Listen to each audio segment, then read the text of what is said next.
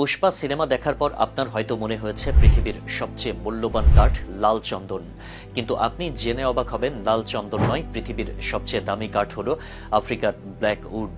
এই কাঠ এতটাই মূল্যবান যে 1 কেজি কাঠের দাম কখনো কখনো স্বর্ণের কাছাকাছি পৌঁছায়। আফ্রিকান ব্ল্যাক উডের গল্প যেন এক রূপকথা। আফ্রিকার তানজানিয়া, মোজাম্বিক এবং কেনিয়ার মতো অঞ্চলেই এই কাঠের গাছ জন্মায়। গাঢ় কালো রঙের এই কাঠ প্রাচীনকাল থেকে রাজা বাদশাদের প্রিয় ছিল।